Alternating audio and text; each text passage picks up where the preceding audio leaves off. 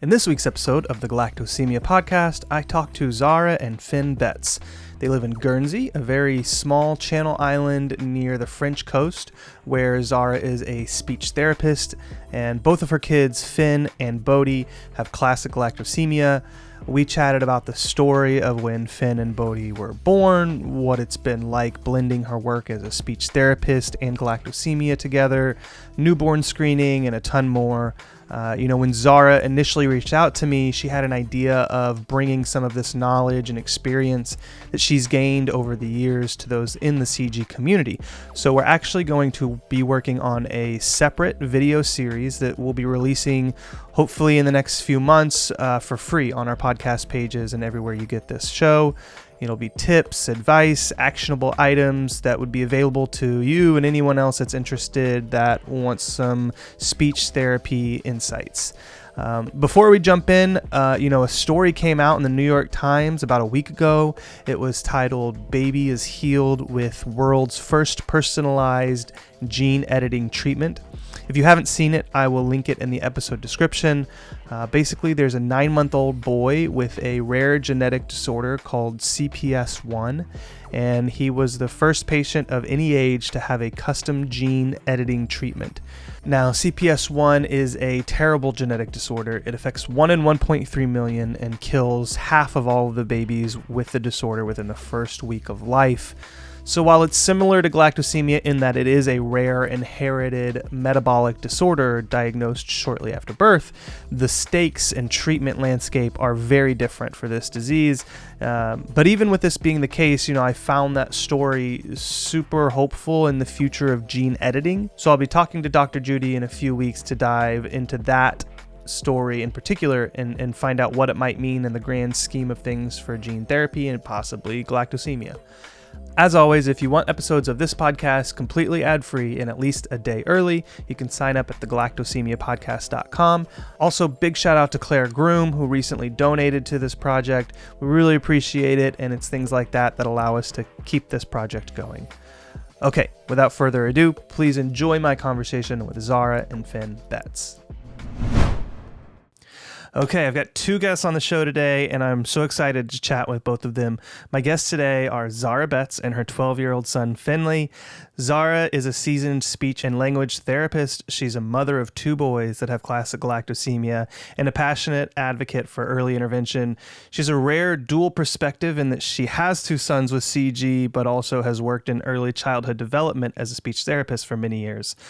Finn, who is also joining us, is 12 years old, almost 13.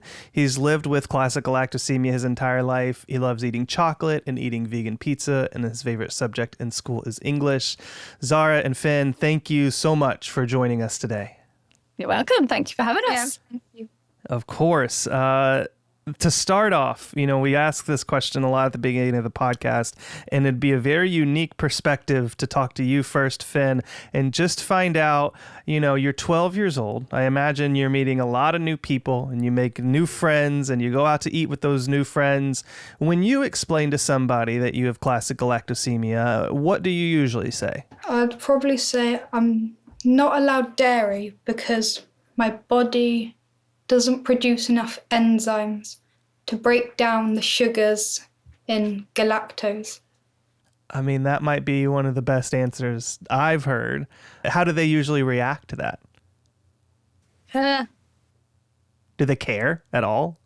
Sometimes. Sometimes? Yeah. Okay. Teenage boys kind of take a lot of interest, but maybe some do. Yeah. And Some do. Who seems to be very interested? Like, do you have any close friends that are actually curious? yeah, I actually recently discovered a new person in school. He joined this year, and he's really nice towards me. Oh, what's his name? Thomas. Shout out Thomas. I feel like those are the kind of friends that we need, are the friends that are really nice and really care about things that are going on in each other's lives. So Thomas seems like a cool dude. Yeah, Thomas is nice. Yeah. Very cool. All right, well, we're going to talk to your mom for a little bit, but don't go too far. I want to come back to you, and I want to talk to you in the second part of our conversation. But we're going to talk to Zara for a minute. Zara, thanks for joining us. Before we dive in, why don't you give us a little bit of background on you, the family, where you guys live, what kind of work you do, all that kind of stuff. Yeah, sure. So I live with my husband and our 2 children. So Finley is our eldest son. Soon to be 13. And we've got Bode, who is 9. And our dog, Barley. And we live in a tiny little island called Guernsey, which is just below the south coast of England, between south coast of England and France. So it's only about 66,000 people that live here. It's small. But is it considered part of England? It's part of the British Isles, but not part of the UK. We are like affiliated with England more than France. But all of our road names are in French, things like that. But we generally kind of are linked with the UK a bit more. Do the people there speak French? There's an old language called Guernsey French, but I certainly don't speak any. So it's similar to French, but slightly different. Nice. All right. Well, let's talk about your experience with galactosemia and Finn's birth and diagnosis. I imagine you didn't know about galactosemia before Finn was born? No, I didn't. So although being a speech and language therapist, I've never come across galactosemia in my professional life. And the people I work with, my colleagues, speech and language therapists, have never come across anyone with galactosemia in their professional life either. And how long have you worked in the field? 20 years. 20 years, yeah. And you had never come across anybody with galactosemia? No, it was mentioned on one course a couple of years ago, which, we'll come on to. But, nobody knows anything about it. So we knew nothing, going in blind. So we're first-time parents, knew we were expecting a new baby. And, of course, everything was very different to what we expected. Everything got turned upside down. Turned upside down. To for all of us. So you were expecting this new baby. Obviously, you hope for the best and everything's healthy. And you're just kind of like most of us, just when we're expecting our first child, not knowing really what to expect. But you have Finn. What were those first 5 to 10 days like? Can you walk us through that story? Sure. So everything was pretty normal, fairly normal pregnancy, normal delivery. We went home after one night in hospital. We were elated. We were so happy with our little new bundle. He was a little bit sick and he was very sleepy, but we were first-time parents. My husband did say to me at one point, do you think we should wake him up to feed him? And I said, he's a baby, he's a newborn, it'll be fine. So those early days, just as like any new parent, I guess. Then day 5, we went in for we do like a 5-day check over here. And that was when sort of things started to be noticed. So he'd lost 12% of his body weight, which was a kind of alarm bell for them to then monitor us. But we were told it was probably sort of failure to thrive, go home, keep feeding him, and they were going to check in on us in 2 days time. So we did that. But my husband and I are quite perfectionist maybe. I don't know, but we jotted down everything that he drank, how much he was sick. I sort of started to express and bottle feed so that we could monitor how much he was taking. We monitored his wet nappies and we wrote down everything because we were like, we've got to get this right, just feeding our baby. So 2 days later, the midwife came back round and Finn had lost more body weight. So obviously that was devastating to hear. And we got sent then to the accident and emergency department. So straight away.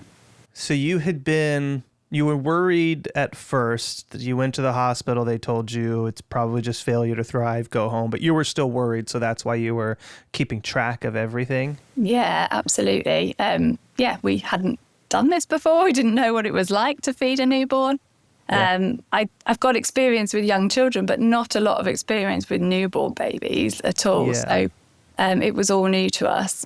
So we just wanted to make a note of everything so that when we knew they were going to follow us up, and then we could tell them everything that we'd kind of been trying in the meantime. And so when they did follow up, they sent you to the emergency room, essentially. What day was that of life of him? That was day 7. Okay, Yeah, so day 7, still on breast milk. Yeah. Yeah.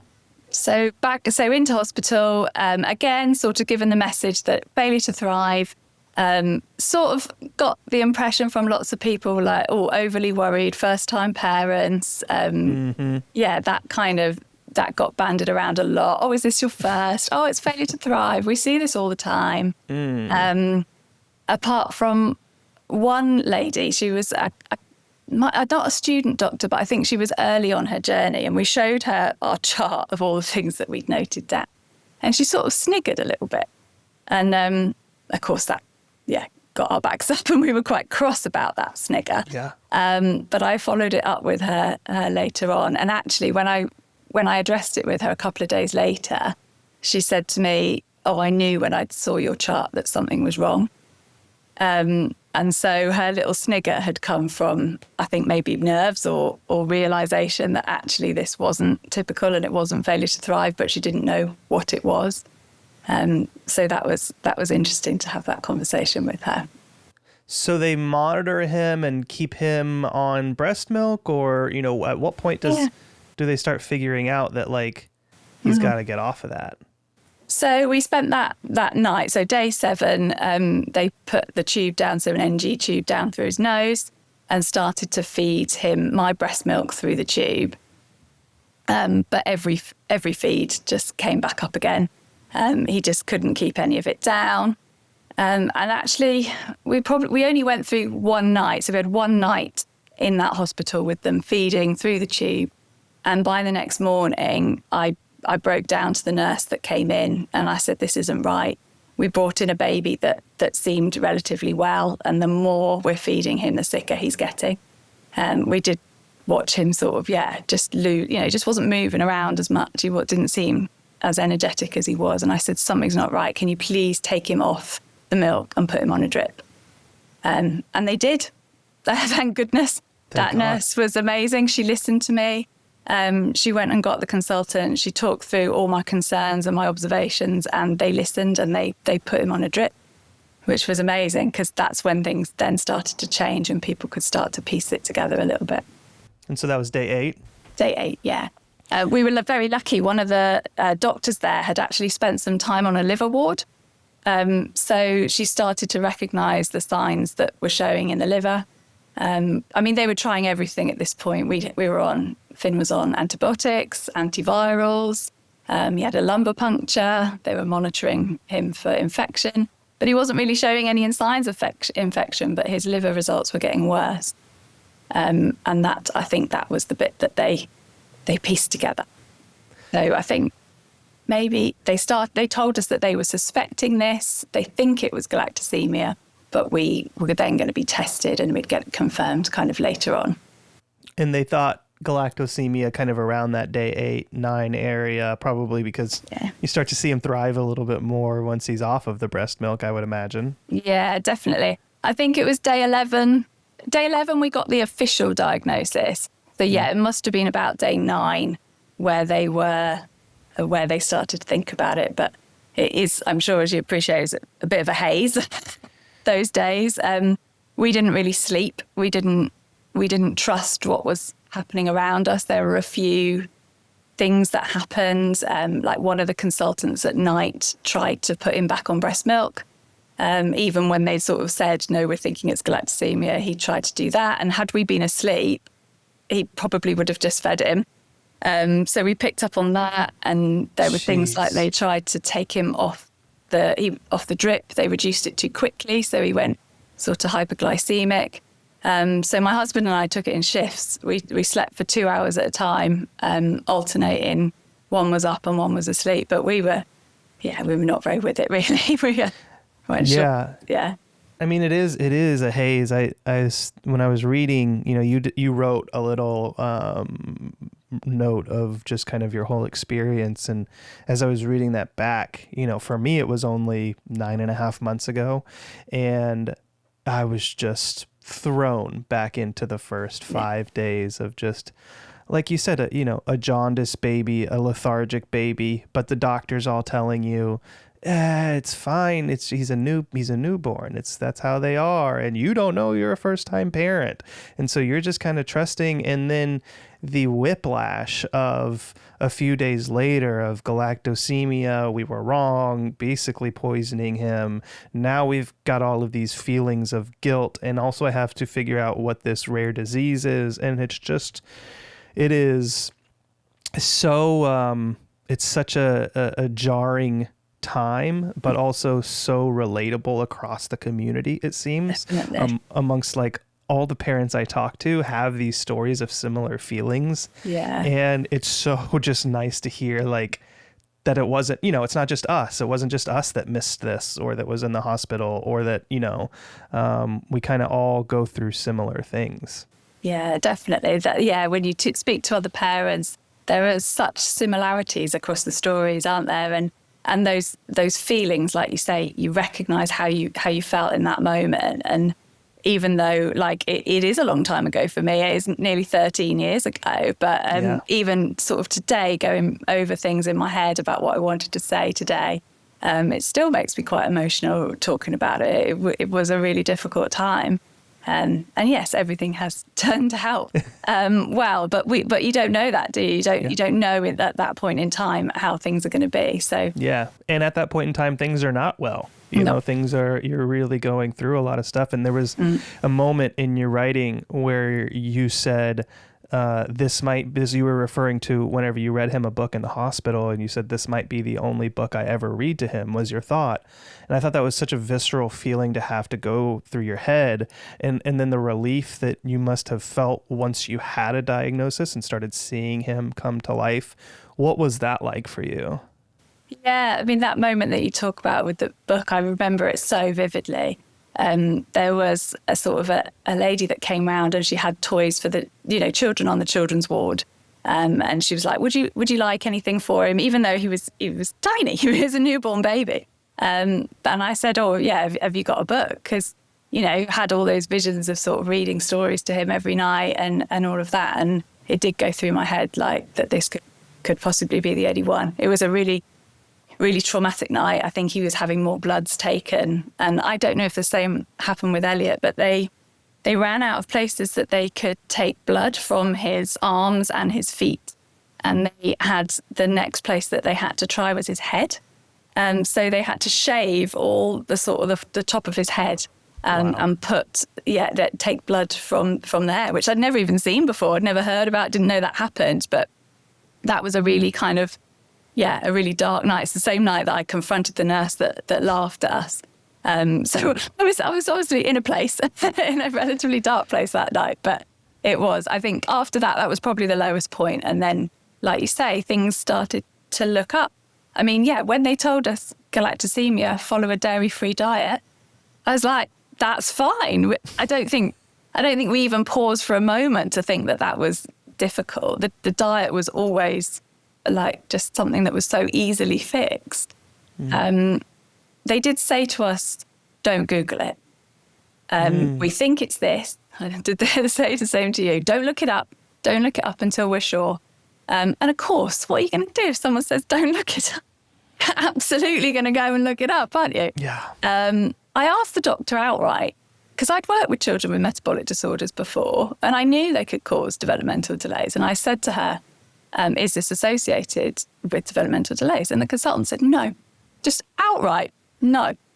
And then we went away and looked at it. And of course we were like, oh, okay, that's different.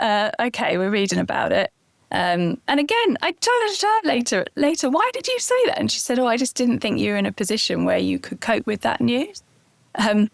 That's not your call, man. Not 100% not your call. And I've always remembered that in my professional life as well, how that felt.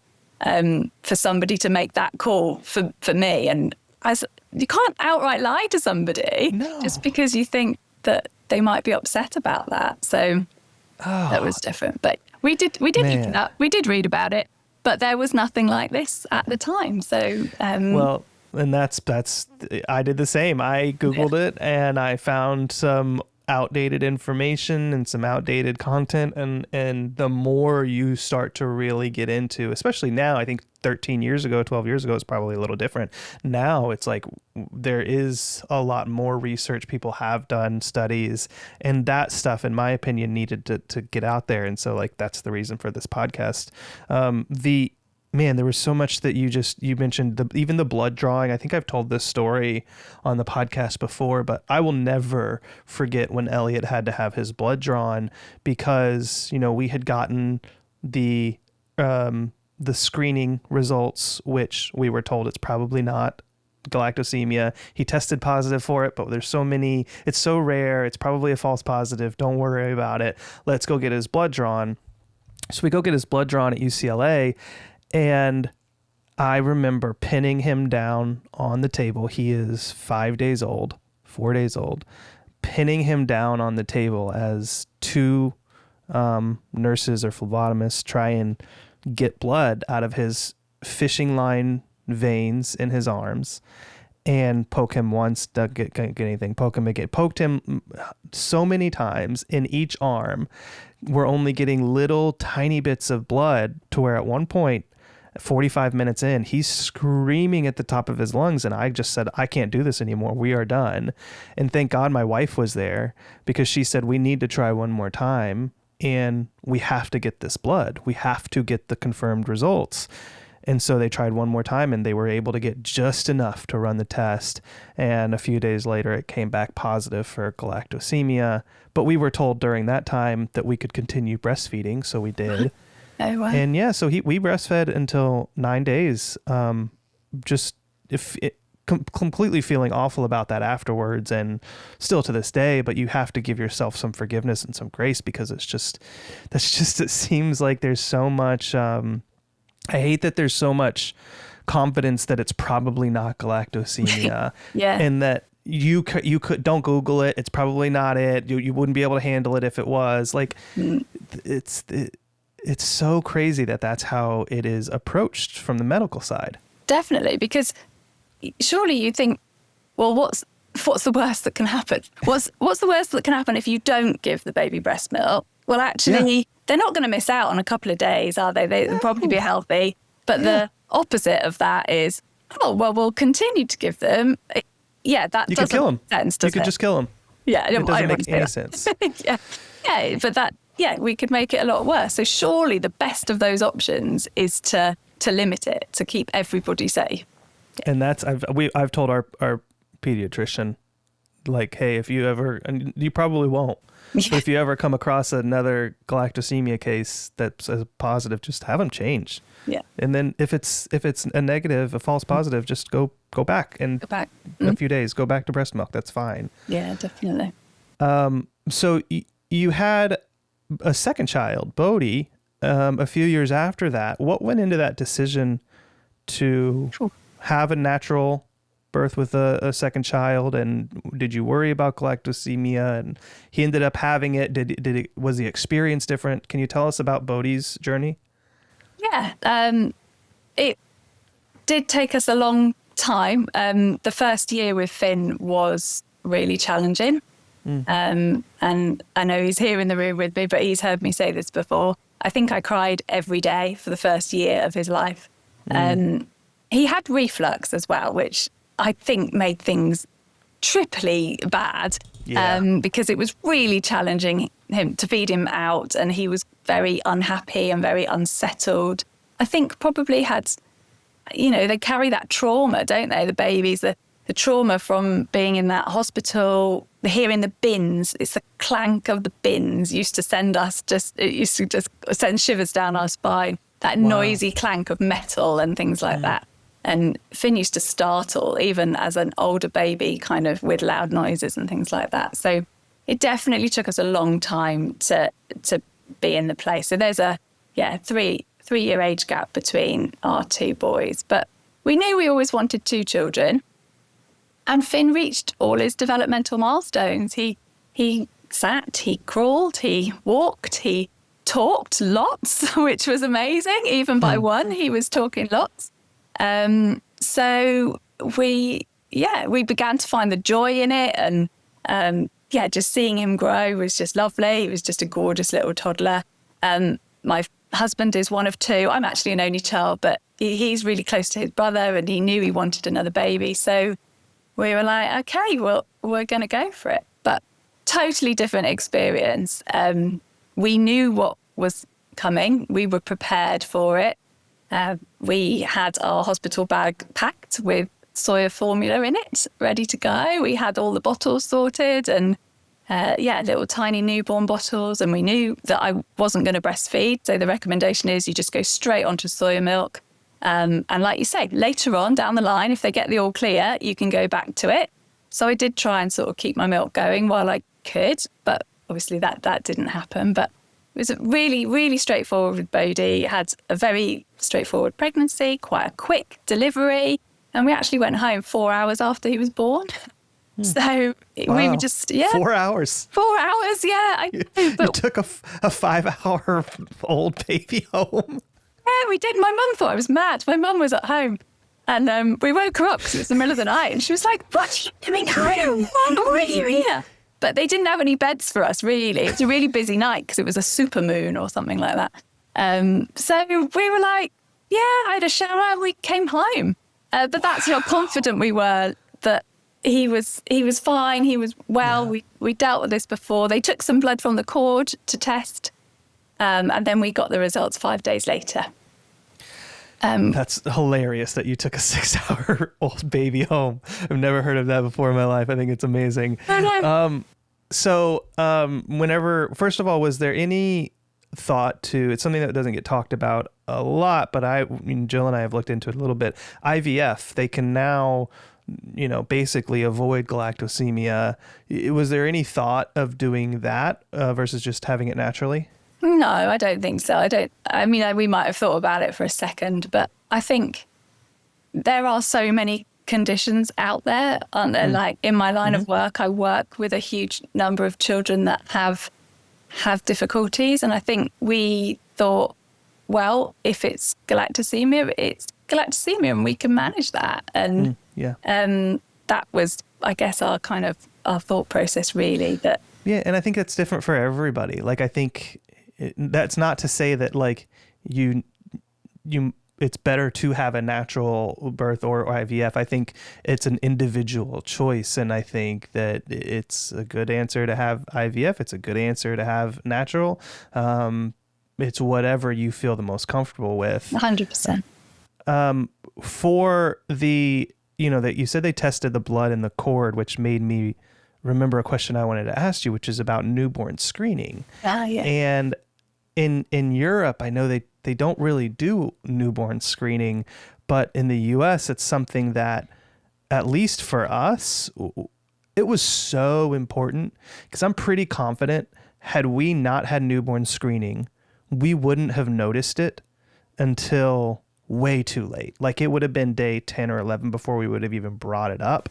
And then by the time that they think, maybe it's galactosemia, you're probably a few days down the road further anyway. And by that time, it might have been too late. But, the whole thing in Europe is that, well, by the time you do the newborn screening, you'll know anyway. And what are your thoughts on newborn screening and the way it's done in Europe? I think it's a really complicated question. I was talking about it with my husband earlier. I was like, what do you think? What do we think? In our particular circumstance, I don't think it would have got us a diagnosis any quicker. Because the newborn screen is done at day 5 in the UK. Mm-hmm. So it's not if they'd done it at birth, it could have come back quicker, but it comes back at day 5 and it can take up to 2 weeks to come back with the results. So for us, that wouldn't have helped us get there any quicker. Well, and I guess that's my thinking for Europe is, why not just do a newborn screening that happens at birth, that comes back at day 5 or day 4, like that? It's doable, and it's like, why isn't that happening? It must come down to cost, I'd have thought. That's what I guess. Yeah, I worked in the NHS for a long time, so very acutely aware that there is only a certain amount of budget to spend, and do we invest that into newborn screening? And because then if they include galactosemia, then what other difficulties do they include in there as well? There are lots of metabolic disorders, aren't there, that could also be picked up through there. So do they invest in that, or does the cost of that, would it actually be better if that money was spent educating doctors that are in NICU units and things like that, so that they're more equipped to deal with the people that come through and don't just say it's failure to thrive? My opinion, ¿por qué no los dos? Why not both? Why not all of it? Why don't we pour money, all of the, let's stop spending money on crazy things and put money into what is needed, which, is, I would say, like, newborn screenings, the line should at least be, if it can kill a kid, we should screen for it. Like, that would be my line. Like, that's probably the cutoff, isn't it? the cutoff is, if it can kill someone, let's screen for it. But that's a whole other discussion. I've heard so many stories. We talked to Rebecca Jones, who's from the UK, and just her story was just so crazy, and it's just like, it got to a point of vitreous hemorrhage where it was like, maybe if we had just discovered this at an earlier point, it could have made a difference. And thank God for you guys, it seemed to, like you said, it wouldn't necessarily have made a difference. You guys were able to figure it out. And then with Bode, you knew, and so you just went in knowing. Yeah. No, we did. And we are aware, we were lucky. It did come down to luck. If that doctor hadn't have recognised the symptoms and pieced it together, it could have been very different. And I have met with families, and that actually some of them didn't get the diagnosis till 5 weeks, 6 weeks. And so in that situation, that is a long period of time, isn't it? And so there is 100% a case for it. I realise it is complex, and in terms of where money's invested and where it's spent. I know it is very complex, and I tend to come at that complex issue with just going like, just give us the money. Save the baby. Yeah, save the babies. What's so hard about that? So you've got 2 kids that have classic galactosemia, and anytime I talk to a parent with multiple kids with CG, I'm interested at what have you learned and what have you seen about that same diagnosis and how it affects siblings differently? Yeah, in a lot of ways, the boys are very similar, and in other ways, they're totally different. But then I guess siblings always are, aren't they? And Finn has always been pretty chilled, not as a baby, not as a newborn baby, but since then, he's been pretty chilled. He loves school. He just loves it, loves hanging out with his mates, all of that. The journey's been different for Bode, actually. So even though we knew about galactosemia with Bode, he's actually had more needs around sort of school, around reading. He's needed some support with his maths. And he finds friendships sometimes a little bit difficult as well. And we're not sure whether that's due to his galactosemia or if that's just who he is, really. He did have he had an assessment with a cognitive neuropsychologist who looked at his learning profile and his strengths and his needs. And she said that actually his areas of need didn't necessarily match what we see in children with galactosemia. So it could be that is just the way he is, and that would have happened whatever, really. So, but yes, obviously having spoken to families and learned the whole spectrum of needs that children can have as a result of galactosemia, it can just affect everybody really differently, can't it? But it really can, and I think that's one of the, going all the way back to hearing the doctor say, like, don't Google it, is, for me, it's like you don't know how it's going to affect your child. It's not like there's one through line where it's like your child is going to have this delay or that delay. What we have seen and what we continue to see is it really, really is a spectrum of how it affects somebody. And I think that's important to tell a new parent, is like, that it may affect him or her in a very significant way. It also may just be a diet thing. And there's really no way to know until you watch your kid develop. And here's the steps you're going to want to take, like early childhood intervention for speech therapy, just in case, or this or that. And there are some steps that would be really useful, but just to say, like, don't Google it because you're not going to be able to handle it, that's just crazy to me. Do they see Bode and Finn see the same medical team? Yeah. We've got an absolutely amazing consultant, Dr. Vara. So we're seen at the Evelina Children's Hospital in London. So we get to, the boys were both born in the UK, actually. We didn't live in Guernsey when they were born. So we were linked in with the Evelina Children's Hospital, which is in central London. And it's just been so amazing. Dr. Vara met us when Finn was 3 weeks old. And so we'd gone from our local hospital where we'd had all the challenges, and then we'd gone to this specialist centre. And she was just great. She was like, of all the metabolic disorders to have, galactosemia is the best one. Don't worry about it. Enjoy your baby. And she introduced us actually to a parent who had 2 girls with galactosemia. And we met the girls in the waiting room, and they were just delightful. And they said, we don't worry about what we can't have, because there are so many things that we can have. And I still remember in the waiting room you met people who had kids with galactosemia. That's she just introduced us. Yeah, it was wow. It was really lovely. So they've seen us all the way along. There's been points where perhaps Dr. Vara's been on maternity leave or she went on a secondment, but we've basically always been under her care. So she's known Finn his entire life, and I was like, there's not many consultants that you could greet with a hug when you go over. But it's just been great. We see the dietitians there. So every time we go, they go through what the boys sort of have to eat. And they go through that and then have a chat with them. We've seen the cognitive neuropsychologist with them, with Bode. And Finn's going to go over for an assessment as well, just to see if there's any help he can have as he approaches some more serious exams.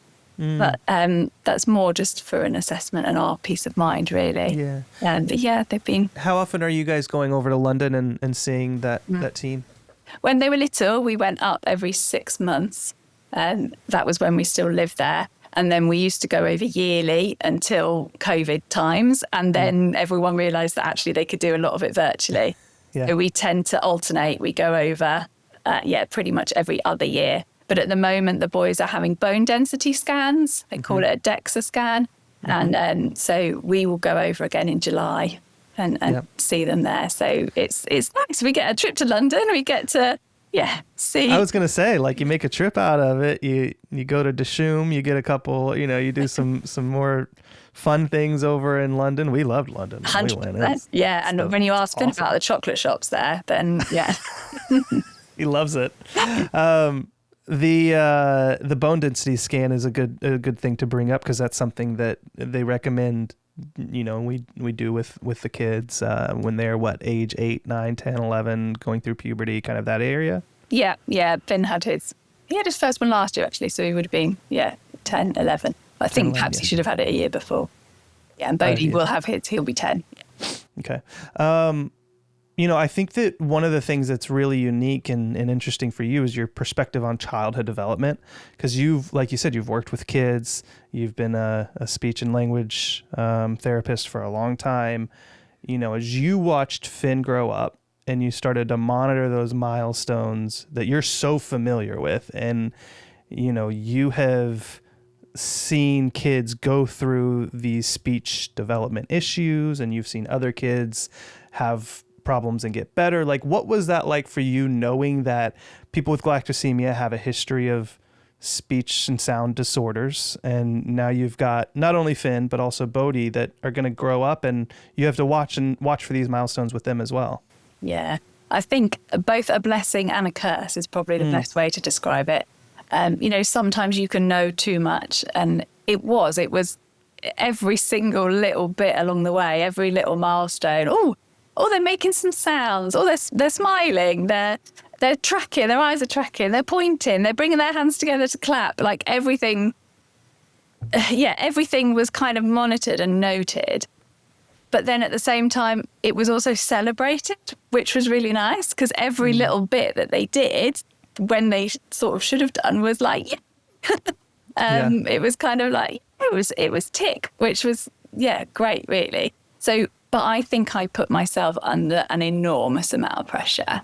When I look back now, I absolutely, put everything into Finn. Like, I just played with him for every minute of every day. I was talking to him, I was singing to him. I could never could never let myself off the hook, if you like. It was like, I have to do this. I have to be there every single second. And that probably didn't help my sense of well-being, as it were. It's a lot of pressure. Do you think that pressure came from how much you know about developmental issues in kids with speech and sound disorders? Yeah, I think so. It's kind of that. Before I had children, obviously, I'd be advising parents, talk to them in this way, or comment more, or add a word in here, or use this vocabulary. But I didn't have children of my own. So I probably was quite judgmental. And I was giving this advice, but I didn't really know what it was like to be at home. But there I was sat at home going, I know I need to be doing X, Y, Z. I need to be doing this all the time, every day, repeat. And so, it was totally my own pressure. It wasn't coming from anyone else, other than the comments of, oh, well, you're the best person to have these children. You'll cope with it. You'll be fine. You know what to do. And then going, oh, do I? Do I know what to do with these children? Am I doing what's right for them? How has that experience of having kids and going through this with Finn and Bode changed how you now teach other parents that, like you said before, it was like, well, why don't you throw this? Why don't you do this? Why don't you do that? And you're quite judgmental, and you're probably, overwhelming them. And now you've got this different perspective. What is it like on the other side? Oh, yeah, I hope it's changed my practice 100%, like to be more empathetic with parents. And of course, we were in a situation where this was our firstborn child. I was lucky enough to be home with him and not off work while I had about just over a year off. And not everyone has that. Like, if you're also having to worry about, maybe you've already got 3 other children, maybe you're looking after a sick relative, maybe you're not sure where your next meal is coming from, or where you might live next week, then that's huge, isn't it? I was in the privileged position where I could concentrate on nothing but Finn, and not everyone's there. So I'd like to think I'm a lot less judgmental these days, and hopefully can give people little tips along the way to get where they need to be without feeling that enormous like mum guilt, parent guilt. Because I've definitely felt that. Don't sit down and have a cup of tea. You've got to be talking or playing or stimulating him in some way, or so which is normal, I want to say, because like we're going through it right now with Elliot and that parent guilt, specifically with my wife, the mom guilt. I think because the emotions and the hormones and all of the things that you've gone through, and just the up and down of being a mom and wanting to breastfeed, not being able to breastfeed, all of that stuff continues on as your child starts to develop. And so it's so easy to just feel guilty, like, oh, I wasn't, for the 15 minutes, I wasn't completely in tune with him on floor time, even though I was the other 3 hours of the day. It's like, it's so easy to feel that guilt. And I think it's normal. Yeah. Yeah. I think everyone feels it, don't they? Whether or not their child has a diagnosis of something or not. I think we all think about it. And I learn things now. I go on courses and I think, oh, I wish I'd done that with them, or maybe I should have done more of that. So I think we're always going to do it. But I do try not to beat myself up about it now, because that's good. They're two important children and they're growing up. And yes, they need, they still need my help with homework and all of that stuff. But that's normal, isn't it? Yeah. We've talked to Nancy Potter on this episode, or on this podcast, on a couple of episodes. What's your take on Babel Boot Camp, being a speech and language pathologist with kids with galactosemia? Well, just amazing. I listened to that podcast with Dr. Nancy Potter, and I was just so blown away by their dedication, that team, like driving across the country to find families, and her passion for working with children with galactosemia as well. And she said some lovely things about how every family was lovely, and every family I've met have been genuinely lovely. But the real thing for me about the Babel Boot Camp is the research that they've done, and how it is now, published in papers, shows us that potentially there are things that we can do that might help our little ones.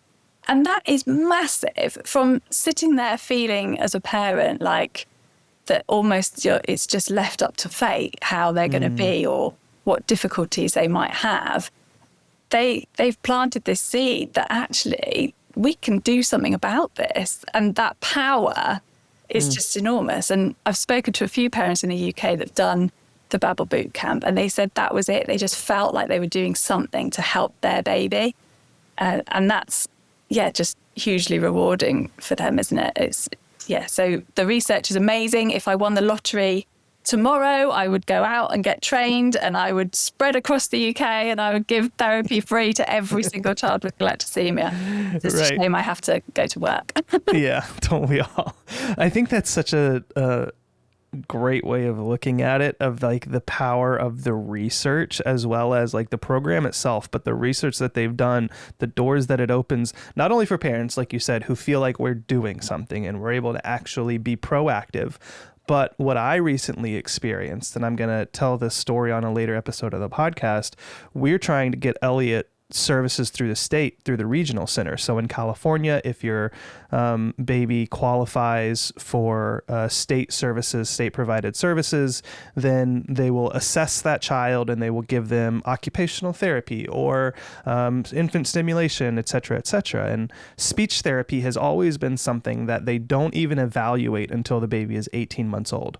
And they won't even look at it, and they won't test for it. They won't do anything because there's no way to really see yada, yada, yada. Well, we had Elliot's evaluation, and what I did, just because I'm such a neurotic parent, is I had Dr. Nancy Potter come with me to the panel discussion, and I presented all of her research along with my wife of like, look at the research that has been done that shows that specifically in kids with galactosemia, if you target them before 18 months and you get them as they are infants, you can make a difference in their speech and sound development.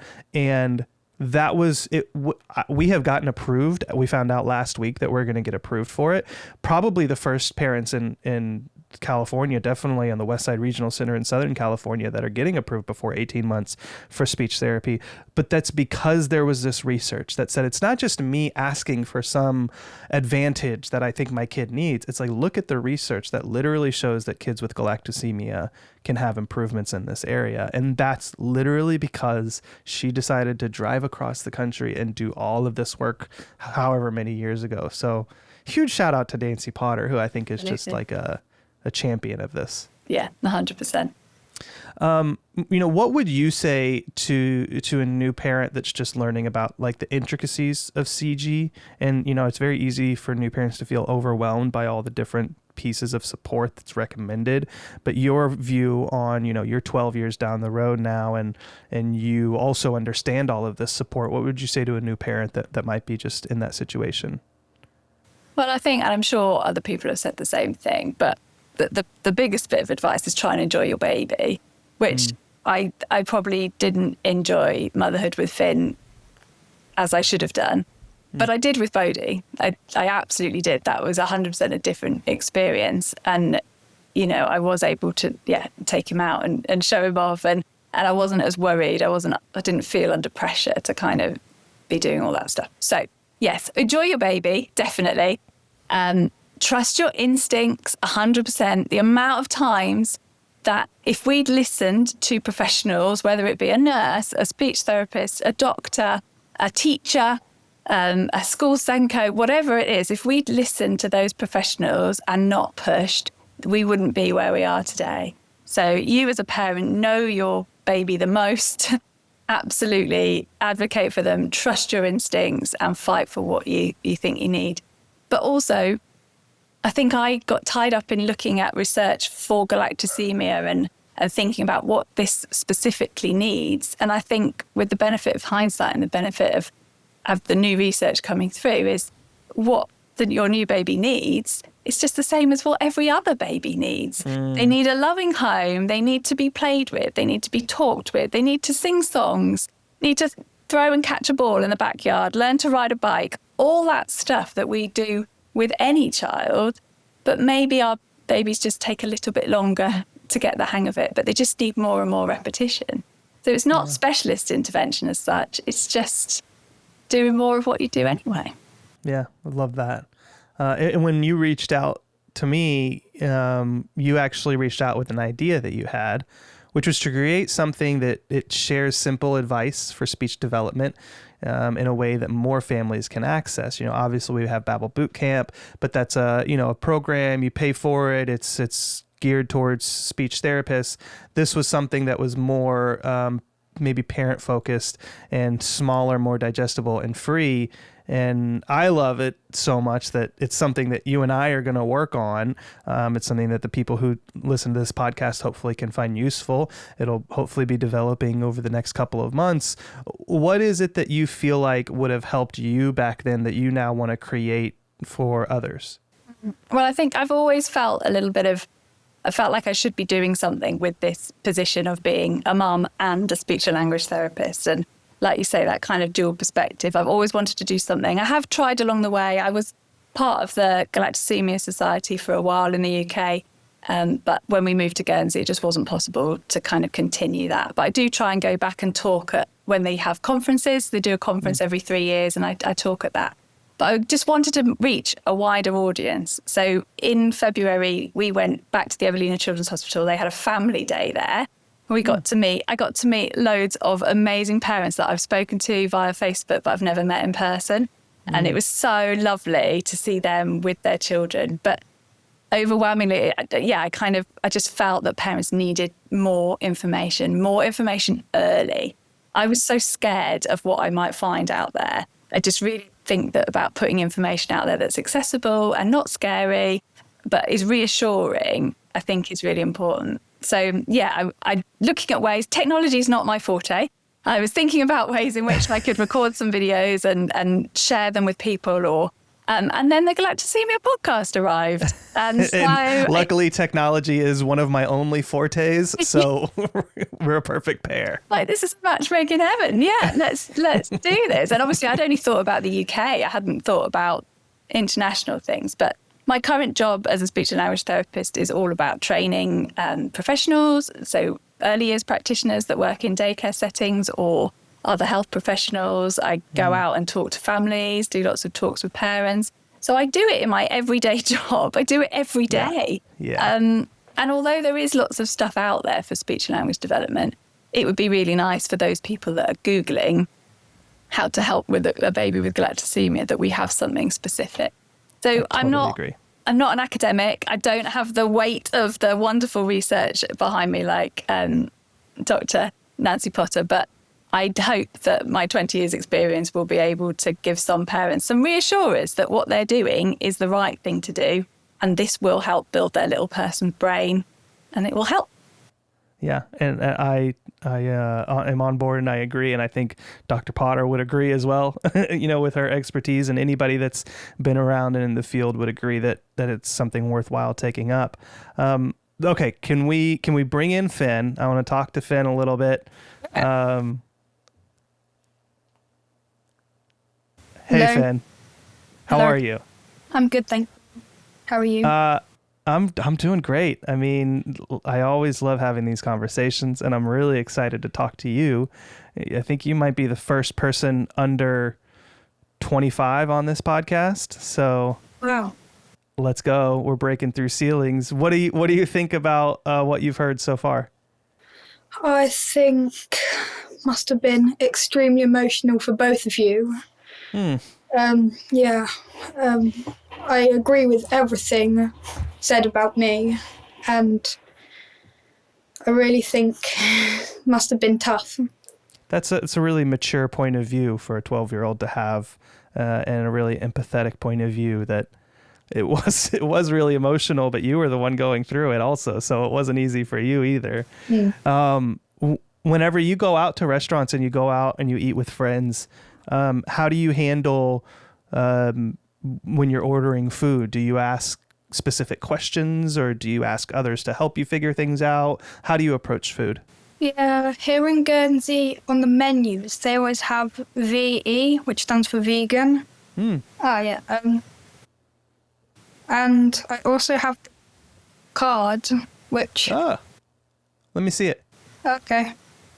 So, like, is this? Oh. Yeah. So, yeah. What's on that card? They're produced by the Galactosemia Society. Yeah. So it's got a paragraph about food labelling, a paragraph about contamination, and then a whole page on ingredients. So ingredients to be avoided and ingredients allowed. Oh, that's pretty cool. And so you carry that with you, and it helps kind of guide you along with things you can have and can't have. Keep it in my wallet. Yeah. I like that. I wonder if we have something like that in the U.S. That's a really good. I might have you send a picture to me so I can post that up on there. You said that you love reading labels and ordering for yourself. You know, how did you learn to read about labels, and what are the kind of the things that you are looking for at this point?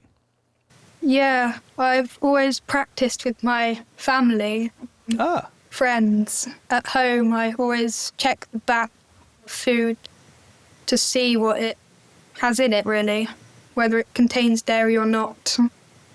And I always check the back of biscuits because I'm a fan of biscuits. Yeah. Do you ever like get really disappointed when you're like see a biscuit that you really want and you're like, oh, can't have that cookie?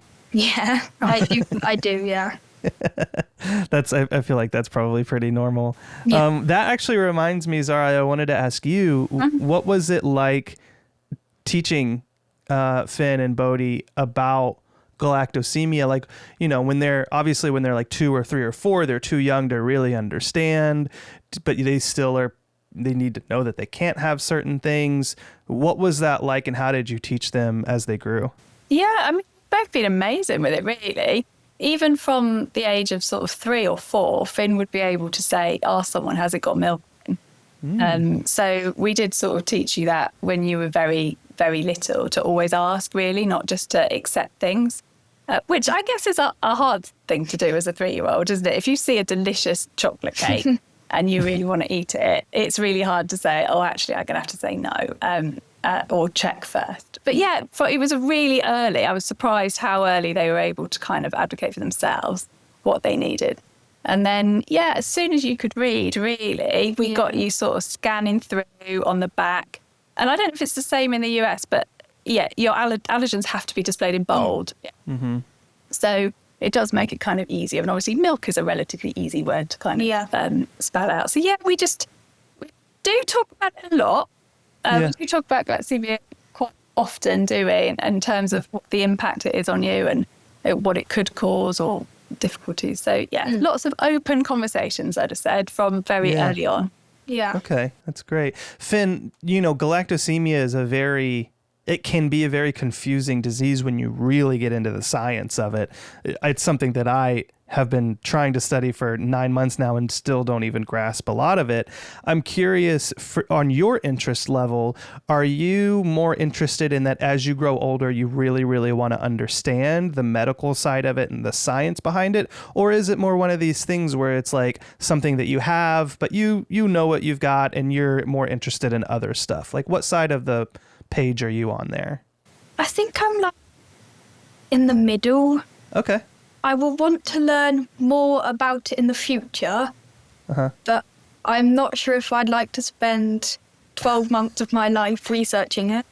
You don't want to be a metabolic doctor, but you want to understand it on a deeper level. Definitely, yeah. I like that. What do you want to be when you grow up, Finn? Oh, that's a really tough question. I agree. What's in the top tier? If we put it into tiers, and there's different tiers of what you might want to be, what are some jobs that are in the top tier? I think something to do with IT or computer science would be in the top, because I really like my YouTube channel. You've got a YouTube channel? Do, yeah. All right, shout it out. Let's go. It's called Husky Gamer, but there are many Husky Gamers. Okay. Just send me the link afterwards. Yeah. And I'm going to put it in the description, and people can go subscribe to Finn's YouTube channel. Yeah. I love it. That's what, I've heard that a lot of kids these days, when you ask them what they want to be, they say YouTubers.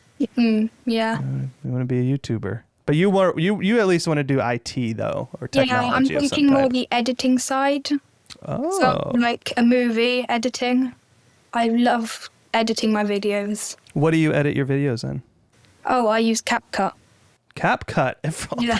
I'm so impressed at what you guys can do in CapCut, because I come from an old school arena where we're using Premiere and Avid and all of these other programs. And then a kid opens up CapCut, throws a couple videos in there, and can do more in CapCut than I can do in Premiere in like a week. They can do more in CapCut in an hour. It's insane.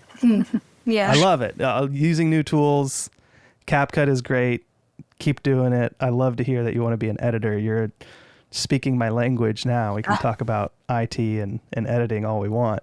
You fixed your mom's computer. She was able to get on this call. Bit of help from Dad, but yeah. A little bit of help from Dad. Hey, that's important too. Cool, man. I love it. Anything else that you want to share, Finn? I want to make sure that like you have a platform to just share anything as well, whether it's galactosemia related or not. I think you seem like a really, really well-adjusted kid, and I think you've got a really bright future ahead of you. And so I don't know, any words of advice or pieces of wisdom for other 12-year-olds out there with galactosemia? That's a tough one, isn't it? Yeah. Well, where's the best place to get chocolate? Oh, yeah. Where is the best place to get chocolate? So London, we visit there for our doctor's appointment every year, or most years. There's a place called Vinci. I think it's a chain. Okay. Yeah. A chain of it's pick and mix chocolates. Okay. And usually they have quite a few dairy-free options. Okay. And so Is there a go-to for you? Is there one that stands out? there's one we've been to like 3 times. Or one chocolate, the extra dark chocolate. A chocolate. Sorry. Yeah. Extra dark. Yeah. Extra dark? I love it. I'm going to have to try some extra dark chocolate. It's proper posh chocolate, like really fancy stuff. He's got expensive taste, but they're really great. They've got all the little pick and mix jars, and they look really colourful, don't they? But the food labelling's really good on them, so you know if they've got a green label that they're safe. So Finn can just go along, fill up his bag full of chocolate, and then hand over a large sum of money for the very expensive chocolate. But it's a lot. I like the idea of Finn just being like way too fancy with this chocolate and just like the Dior of chocolates. Like, oh, this chocolate's not up to my standards. Get this out of here. Can't have plebeian dark chocolate. I must have the extra dark chocolate. Exactly. I mean, maybe chocolate taste is up there as a potential career. Tasty. There you go. Go work in the Wonka factory. Yeah. Okay. Well, thank you both for joining today. I mean, it was a pleasure to have you both on. And Finn, I really, really enjoyed getting to hear the perspective of a 12-year-old with galactosemia. It's not something that I have ever heard before. So I appreciate you sharing with us. And thanks for coming on the show today. Thank you very much for having me. Yeah, thanks for having us. Absolutely. Of course. And Zara, we'll talk to you soon. Hopefully we'll have some videos to share with some people later. And you guys are welcome back anytime you want to come on the podcast. And thanks again. I appreciate you spending your Sunday with me. Thank you. Thank you very much.